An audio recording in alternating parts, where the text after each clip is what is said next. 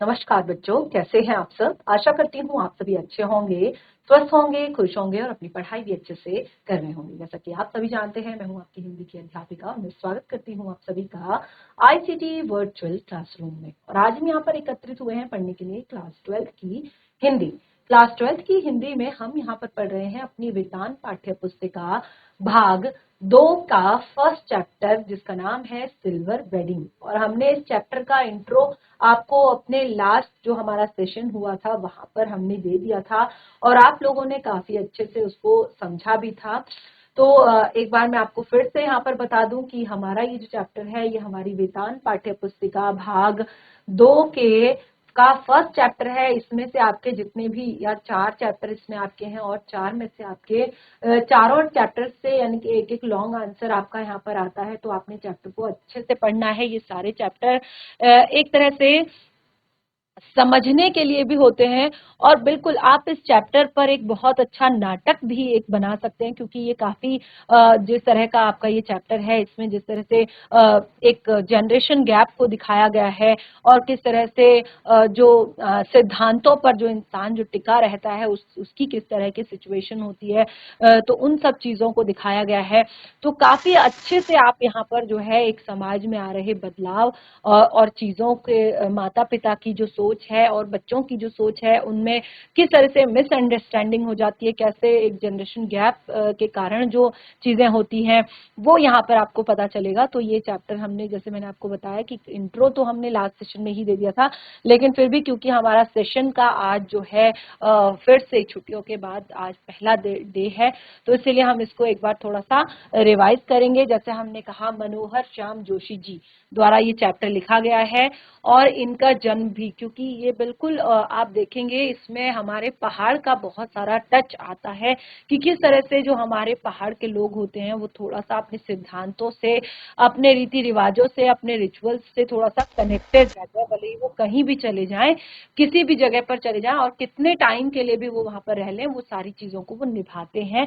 Follow करते हैं। तो यहाँ पर जो है चैप्टर है मनोहर श्याम जोशी जी द्वारा लिखा गया सिल्वर वेडिंग। तो थोड़ा सा मनोहर श्याम जोशी जी के बारे में जान लेते हैं। तो जैसे आपने देखा कि यहाँ पर जो मनोहर श्याम जोशी जी हैं, इनका जन्म 1935 1935 में कुमाऊं में हुआ था। इनका जन्म कहाँ हुआ था? 1935 कुमाऊं में हुआ था और ये लखनऊ विश्वविद्यालय से स्नातक हैं। मनोहर श्याम जोशी जी जो है, इनका जन्म 1935 में कुमाऊं में हुआ था, जो हमारे उत्तराखंड के, जैसे आपने गढ़वाल मंडल, कुमाऊं मंडल सुना होगा, तो कुमाऊं में इनका जन्म हुआ था। और इन्होंने लखनऊ विश्वविद्यालय से स्नातक किया था विज्ञान विषय में, यानी कि ग्रेजुएशन किया था इन्होंने साइंस साइड से। इन्होंने दिनमान पत्रिका में सहायक संपादक और साप्ताहिक हिंदुस्तान में संपादक के रूप में काम भी किया। सन 1984 में भारतीय दूरदर्शन की प्रथम धारा हम लोगों के लिए एक पटकथा लेखन शुरू किया। हम लोग के लिए, ये हिंदी के प्रसिद्ध पत्रकार और टेलीविजन के धारावाहिक लेखक थे। लेखन के लिए इन्हें सन 2005 में साहित्य अकादमी पुरस्कार से सम्मानित किया गया।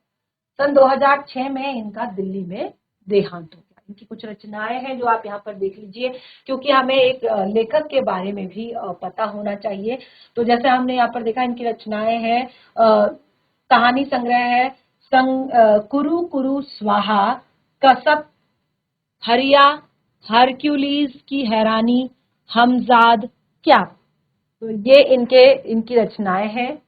इनकी कुछ व्यंग रचनाएं भी हैं, जैसे व्यंग रचना संग्रह भी इनके हैं, जैसे एक दुर्लभ व्यक्तित्व, कैसे, किस्सांगो, मंदिर घाट की पैड़ियां, टाटा प्रोफेसर सृष्टि वल्लभ पंत, नेताजी की कहिन, नेताजी कहिन, इस देश का प्यारो क्या कहना। तो ये इनके कुछ व्यंग कहानी संग्रह है, यानी कि व्यंग संग्रह है। साक्षात्कार जो है लेख संग्रह, बातों बातों में 21वीं सदी, ये इनके साक्षात्कार हैं। कुछ संस्मरण भी इन्होंने लिखे हैं। लखनऊ मेरा लखनऊ, जैसे मैंने आपको बताया कि लखनऊ से इन्होंने जो है ग्रेजुएशन की है, तो वहां से जुड़ी हुई इन्होंने अपने संस्मरण लिखे हैं। उसके बाद पश्चिमी जर्मनी पर एक उड़ती नजर, जो पश्चिमी जर्मनी है उसके बारे में इन्होंने लिखा है। और इन्होंने दूरदर्शन के धारावाहिक भी यहाँ पर लिखे हैं, जैसे हम लोग, बुनियाद, मुंगेरी लाल के हसीन सपने, ये इन्होंने लिखा है मनोहर श्याम जोशी जी द्वारा। तो मुंगेरी लाल के हसीन सपने ये भी दूरदर्शन के धारावाहिक जो है इन्होंने लिखे हैं। अब देखिए पाठ का जो सार है, देखिए इतनी चीजें एटलीस्ट आपको पता होनी चाहिए। आप क्लास 12 के जब आप चैप्टर्स को पढ़ रहे हैं तो ये सारी चीजें आपको समझनी होंगी। उसके बाद देखिए आगे हम बढ़ते हैं, तो ये है पाठ का सारांश, यानी कि चैप्टर आपका काफी लेंदी है। जैसे मैंने आपके चैप्टर की शुरुआत जो की थी, जो मैंने इंट्रो आपको दिया था, वो मैंने आपकी पाठ्य पुस्तिका से ही दिया था। आपकी पाठ्य पुस्तिका में ही आपको पढ़कर बताया था कि किस तरह से आपका चैप्टर की शुरुआत है। तो यहाँ पर जो पाठ का सार है, इसमें आप देखेंगे ये एक तरह से लंबी कहानी, जो एक लंबी कहानी, इसमें काफी सारी चीजें हैं, तो कहानी बहुत जो है लंबी है। तो जो ये लंबी कहानी होती है, ये लेखक की अन्य रचनाओं से थोड़ा सा अलग दिखाई देती है, यानी कि ये बिल्कुल एक तरह से अलग आपको दिखाई देगी। तो यहाँ पर जो हमने, जैसे मैंने आपको बताया कि आधुनिकता की ओर जो ये बढ़ता समाज है, आधुनिकता की ओर बढ़ता हमारा जो समाज है, वो एक और तो बहुत सारी उपलब्धियों को समेटे हुए है। जैसे मैंने आपको क्या बताया था कि जैसे जैसे हम आधुनिक हो रहे हैं, जैसे जैसे देखिए ये तो डेफिनेटली है कि जब एक बच्चा जो है जन्म लेता है तो उसके और उसके माता पिता के बीच एक जनरेशन गैप होता है, ठीक है ना। कि अगर उसके पिता 30 इयर्स के हैं, माता उसकी 30 इयर्स की हैं, 25 इयर्स की हैं,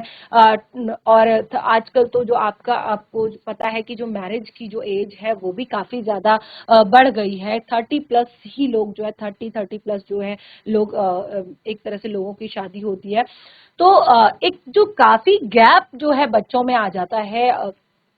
माता पिता और बच्चों में एक काफी लंबा। और जो हमारा समाज है, जो हमारा देश है, या हमारा जो एक तरह से कहें कि पूरा विश्व जो है, उसमें काफी ज्यादा तेजी से बदलाव आ रहे हैं, चेंजेस जो है बहुत तेजी से आ रहे हैं। अब देखिए अगर हम 30 साल पहले की बात करें, तो 30 साल बाद भी अगर आपका जो बच्चा है, किस तरह से आपकी परवरिश हुई होगी, किस तरह से आपका उस टाइम पे माहौल रहा होगा, किस टाइम पे किस तरह की के खिलौनों से आप खेलते होंगे, किस तरह की ये सारी चीजें, ठीक है ना। आप सोच सकते हैं कि किस तरह की, कैसा आपका, आप अपने पिताजी से, अपने चाचा जी से, अपने मामा जी से, या जो आपको लगता है, ठीक है ना, आज से 30 साल पहले जो लोग एक तरह से बॉर्न हुए हैं उनके बारे में, ठीक है ना, आप जान सकते हैं। फिर जो एक नया, जो अभी जो न्यू बॉर्न जो बेबी है, तो किस तरह से आज उसकी परवरिश में कैसे चेंजेस हैं, क्या कुछ चीजें उसके लिए, फैसिलिटीज कैसी हैं, उसका खान पान कैसा है, और क्यों चीजें देखिए बदल रही हैं। कई बार हम कहते हैं ना कि हम तो ऐसे थे, बच्चों को हम एग्जाम्पल देते कि हम तो ऐसे थे। तो ये जो है थोड़ा बहुत तो ठीक है, लेकिन ये बहुत सारी चीजें मैच नहीं होती है, क्योंकि उस टाइम पे परिस्थितियां भी वैसी थी और आज की परिस्थितियां थोड़ा सा अलग है। तो यहाँ पर यही चीजें कि किस तरह से ये जो एक तरफ हमारा समाज जो है, नई नई आधुनिक जो समाज है हमारा, आधुनिकता की ओर बढ़ रहा है, मॉडर्नाइजेशन इसमें आ रहा है। तो ये कैसे नई नई उपलब्धियों को जो है समेटते हुए, नई नई उपलब्धियों को जो है समेटे हुए है, और दूसरी तरफ जो मनुष्य को मनुष्य बनाए रखने वाले मूल्य हैं। अब देखिए बहुत सारी चीजें, जैसे हम कहते हैं ना कि कई बार जो बच्चों और माता पिता में जो एक तरह से बहस होती है, तो वो इस वजह से होती है कि बच्चे अपने माता पिता के जो रिचुअल्स होते हैं, रीति रिवाज होते हैं, तौर तरीके होते हैं, उनको मानने के लिए तैयार नहीं होते। वो कहते हैं कि आप जो है बहुत, आपकी सोच बहुत ज्यादा पुरानी है, बहुत आप बहुत एक तरह से रूढ़िवादी सोच आप रखते हैं, ठीक है ना। तो ये जो चीजें हैं, इसमें कहीं ना कहीं दो चीजें सामने आती हैं। जैसे एक तो होता है कि जो गलत थी, जो रूढ़िवादियां थी, जो गलत चीजें थी, जो एक तरह से जबरदस्ती थोपी गई थी, तो उनको तो जाहिर सी बात है कि समय के साथ हटाना बहुत ज्यादा जरूरी है, उसके साथ समाज जो है आगे नहीं बढ़ सकता। लेकिन कुछ चीजें जो मनुष्य को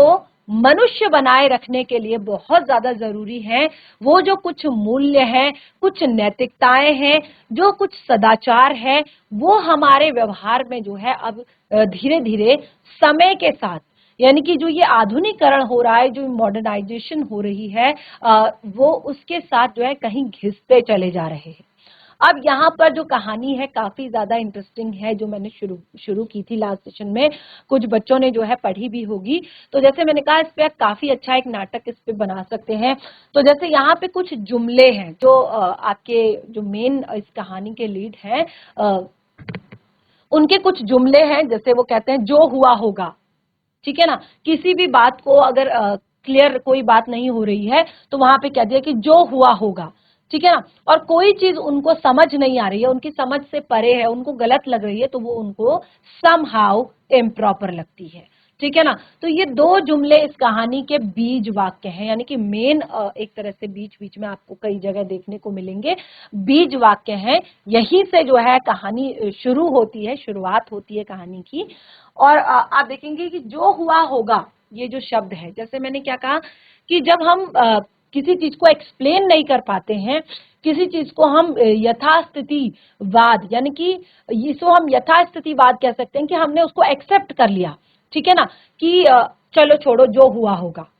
ठीक है ना, उस पे हम ज्यादा बहस नहीं करते। तो वो यथास्थितिवाद को जो है कि बिल्कुल ज्यों का त्यों स्वीकार कर लेने का भाव इस शब्द में है, ठीक है ना। जो आप इसको कई बार पढ़ेंगे तो आपको समझ आएगा कि ये क्यों यूज किया हुआ है यहाँ पे। तो इसीलिए मैं इसको शुरुआत में ही क्लियर कर रही हूँ कि आपको कहीं पे जो हुआ होगा, ठीक है, तो यथास्थितिवाद, बिल्कुल उस स्थिति को वैसे का वैसा स्वीकार कर लेना, उससे आगे पीछे का नहीं सोचना कि चलो जो हुआ होगा, ठीक है ना। उसके बाद दूसरा समहाउ इम्प्रॉपर,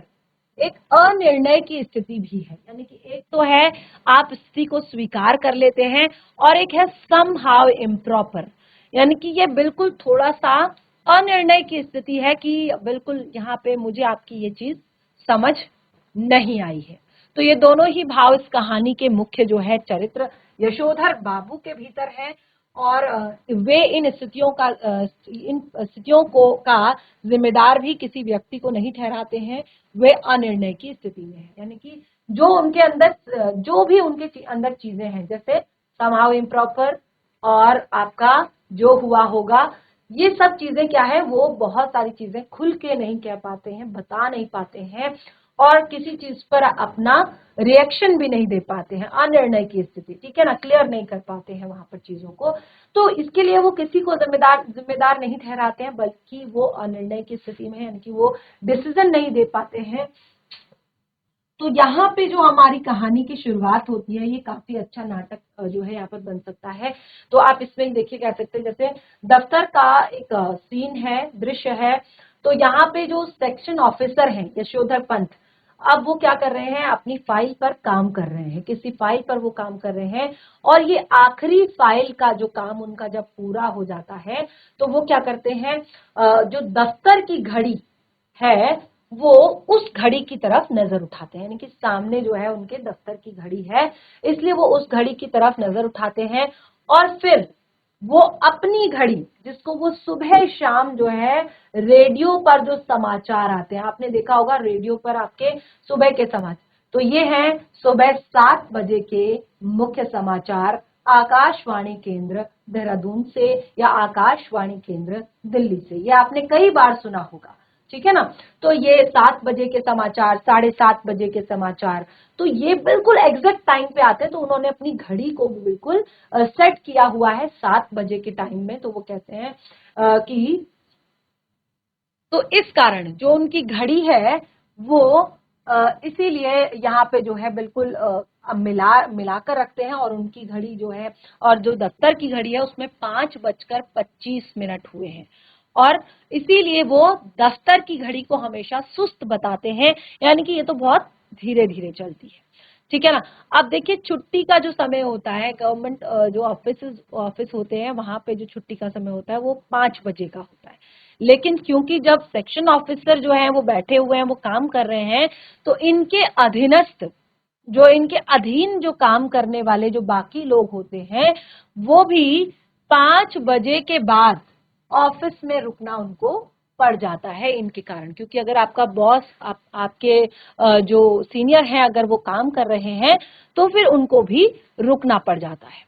अब देखिए जैसे ही वापसी का जो टाइम होता है वो किसंदा, अब यहाँ पर किसंदा की भूमिका जो है बहुत ज्यादा है यशोधर बाबू जी के जीवन में, क्योंकि जब अपने माता पिता की मृत्यु के बाद जो 10th क्लास के करने के बाद जब वो पहली बार दिल्ली आए थे तो वहां पर उनका जो एक तरह से उनके जीवन में सबसे पहला जो प्रभाव था कि किस तरह से अपने जीवन को समझना है, किस तरह से चीजों को समझना है, कैसे जिम्मेदारियां निभानी है, कैसे क्या करना है, कैसे, तो वो सारी चीजें उन्होंने किसंदा से सीखी थी। तो बिल्कुल उस टाइम पर भी वो वापसी के समय किसंदा की उस परंपरा का निर्वाह करते हुए, कौन सी परंपरा कि अगर आपने दिन भर अपने कलीग्स के साथ कहीं पर थोड़ा बहुत, क्योंकि काम करते वक्त हो जाता है अक्सर कहीं पे आपको थोड़ा सा गुस्सा आ जाता है, कहीं पे आप थोड़ा सा कुछ हंसी मजाक कर देते हैं या कहीं पे आप कुछ कह देते हैं, कहीं पे आप सुन लेते हैं, तो इन सब चीजों को बैलेंस करने के लिए, क्योंकि जहां पे हम काम करते हैं जो हमारा वर्क प्लेस होता है वहां का जो हमारा एनवायरनमेंट है वो काफी ज्यादा हेल्दी होना चाहिए, हेल्दी एनवायरनमेंट होना चाहिए, तो क्योंकि तभी आप नेक्स्ट डे जो है एक अच्छे मूड में जाकर और अच्छा काम जो है वहां पर कर सकते हैं। तो बिल्कुल किसंदा की उस परंपरा का निर्वाह करते हुए उन्होंने जाते जाते जो है अपने जूनियरों से हल्का मजाक किया, और वो मजाक क्या था कि ये दफ्तर की घड़ी भी आप लोगों की तरह सुस्त पड़ी हुई है, इस तरह से उन्होंने मजाक उनसे किया। तो दफ्तर में जो नया असिस्टेंट था, जो नया असिस्टेंट आया हुआ था दफ्तर में, उसने वो था चड्डा, तो उसने चौड़ी मोहरी की, नया नया लड़का था तो उसने चौड़ी मोहरी की, उस टाइम पे काफी जो है प्रसिद्ध हुआ करती थी, आपने देखा होगा अगर आप अमिताभ बच्चन या धर्मेंद्र या इस उस टाइम के 90s के अगर आप जो अभिनेता अभिनेत्री होंगे या आपके आसपास के अपने दादाजी किसी की तस्वीर अगर आप देखेंगे तो उस टाइम पे जो उनकी जो पतलून हुआ करती थी, जो पैंट हुआ करती थी वो काफी चौड़ी मोहरी वाली पतलून हुआ करती थी, और जो शूज हुआ करते थे वो बिल्कुल ऐसे फॉर्मल शूज हुआ करते थे लेकिन उनपे जो हील्स नीचे से हुआ करती थी। तो अब क्योंकि जो यहाँ पर यशोधर बाबू हैं, वाई डी पंत जी जो हैं, वो उनको ये सब चीजें थोड़ा सा समहाउ इम्प्रॉपर मालूम होती है, यानी कि उनको ये सब चीजें बिल्कुल भी अच्छी नहीं लगती, तो उन्होंने उसने थोड़ा सा, कौन, जो चड्डा है, उसने थोड़ा सा बदतमीजी पूर्ण व्यवहार करते हुए पंत जी को जवाब दिया कि पंत जी आपकी चूनेदानी का क्या हाल है। तो पंत जी ने उसे जवाब उसका दिया, फिर चड्डा ने पंत जी की कलाई थाम ली और उनकी जो वॉच है, पहले तो उन्होंने उसके बारे में कहा, चूनेदानी के बारे में, और फिर उनकी कलाई में जो घड़ी, उनका हाथ पकड़ लिया और उनकी कलाई में जो घड़ी है उसके बारे में बात करने लगा। और क्या कहने लगे, यहाँ पर उन्होंने बताया कि ये तो काफी पुरानी लग रही है और अब तो इतनी सारी, आप कितने, तो एक तरह से ओल्ड फैशन है आप, अब तो बहुत सारी नई जापानी घड़ियां मिल रही है और वो सस्ती भी मिल जाती हैं, तो आप उसे ले लीजिए। तो यहाँ पर उन्होंने बताया, किसने, यशोधर बाबू ने बताया, यशोधर पंत ने उन्हें बताया कि ये घड़ी जो है उन्हें शादी में मिली थी, यह घड़ी उनकी तरह पुरानी हो गई है, अभी तक सही समय बता रही है, भले ही वो घड़ी जो है पुरानी हो चुकी है लेकिन अभी तक जो है बिल्कुल सही समय उनकी ये घड़ी बता रही है। तो इस तरह से जब उन्होंने जवाब देने के बाद एक हाथ बढ़ाने की परंपरा पंत जी ने अल्मोड़ा के रेंटे स्कूल से सीखी थी, यानी कि जब जो है हम करते हैं ना, जब किसी की बात का जवाब हम देते हैं, जो मजाक जब उस टाइम पे किसी का बन जाता है, किसी की बात को जब हम काट देते हैं तो फिर हम क्या करते हैं, इस तरह से एक दूसरे से हाथ मिलाते हैं,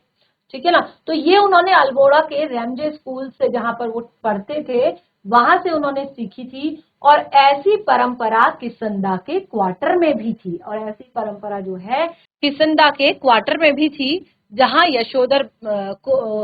बाबूजी को, वाई.डी. पंत जी को उस टाइम पे शरण मिली थी, जब वो नए नए अपनी एजुकेशन यानी कि अपनी शिक्षा खत्म करके आए थे।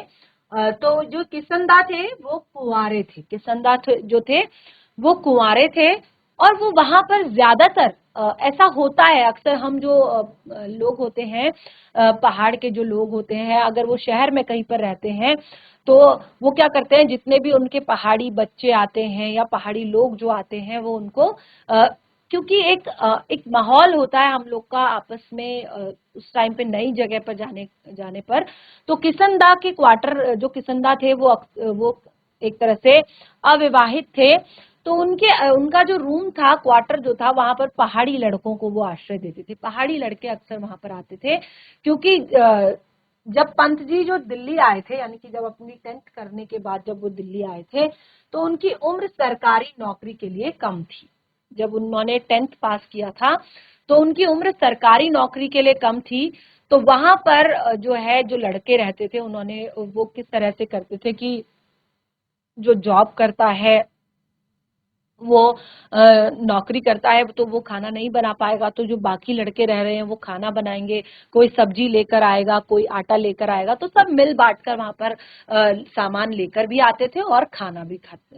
भी मिल बांट कर बनाते थे और खाते थे।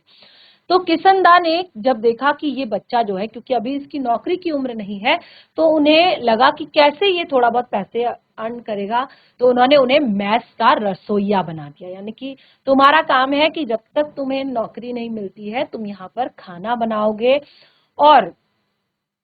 यशोधर को उन्होंने कपड़े भी बनवाए और कुछ पैसे भी दिए कि घर भेज दें, यानी कि क्योंकि परिवार वाले इस आश में रहते हैं कि हमारा जो बच्चा है उसकी नौकरी लग गई होगी, अब वो थोड़ी हमारी मदद करेगा, हेल्प करेगा, ठीक है ना। क्योंकि उस टाइम पे जो जिंदगी थी, उस टाइम पे देखिए परिवार में सबका ही यही होता है कि एक जो बच्चा होता है, माँ बाप उसको पढ़ाते लिखाते हैं कि एक टाइम पे ये इस तरह से जो है अपने पैरों पर खड़ा हो जाएगा, किसी के सहारे नहीं रहेगा, और उल्टा जब कभी हमें हेल्प की जरूरत होगी तो ये हमारी हेल्प भी कर पाएगा। तो बिल्कुल इसी कारण जो है उन्होंने मैस का रसोइया उन्हें बनाया और 50 रुपए भी दिए घर भेजने के लिए, उनके लिए कपड़े भी बनवाए। तो अब ये सारी चीजें वो उसी टाइम पर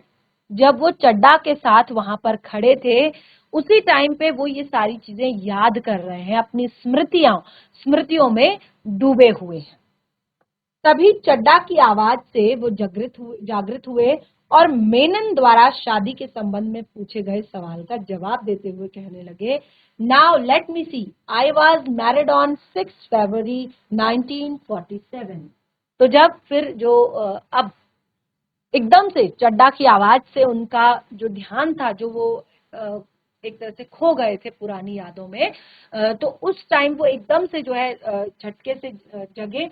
और फिर जो मेनन है उन्होंने उनके शादी पर सवाल किया, कहा कि आपकी शादी कब हुई थी। तो उन्होंने थोड़ा सा सोचा और कहा कि नाउ लेट मी सी, रुको थोड़ा सा मुझे देखने दो, सोचने दो। आई वॉज मैरिड ऑन 6 फरवरी 1947, कि मेरी शादी 6 फरवरी 1947 यानी कि 1947 में मेरी शादी हुई थी। तो इस तरह से उन्होंने अपनी शादी के बारे में बताया। तो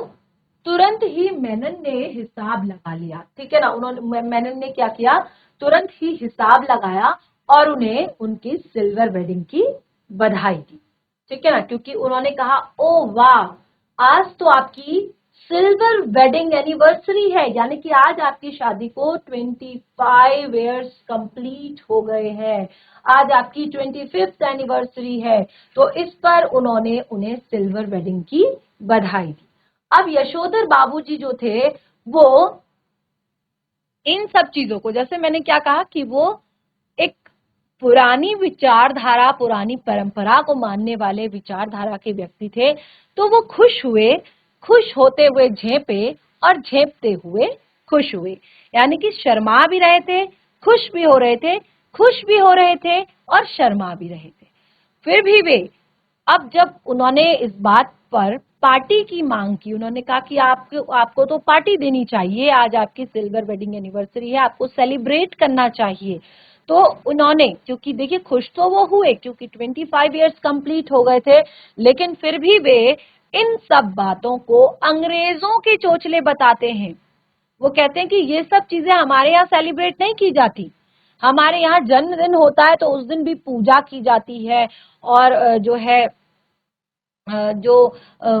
एक तरह से पूजा पाठ को, गृह पूजन को, मंदिर जाना, बड़ों का आशीर्वाद लेना, यहाँ पर तो यहाँ तक कि जो अगर बच्चा कभी नए कपड़े भी पहनता है तो तब भी उसको जो है अपने बड़ों के पैर छूकर आशीर्वाद लेना होता है, और जन्मदिन पर वो अपने बड़ों के पैर छूता है। एनिवर्सरी या जो शादी की सालगिरह होती है, पहले तो बिल्कुल भी मनाई भी नहीं जाती, लेकिन अगर कोई सेलिब्रेट करता है तो वहां पर भी पूजा की जाती है, और जो कपल होता है वो बड़ों का आशीर्वाद लेता है। तो ये सब चीजें, जो पार्टी वाला जो एक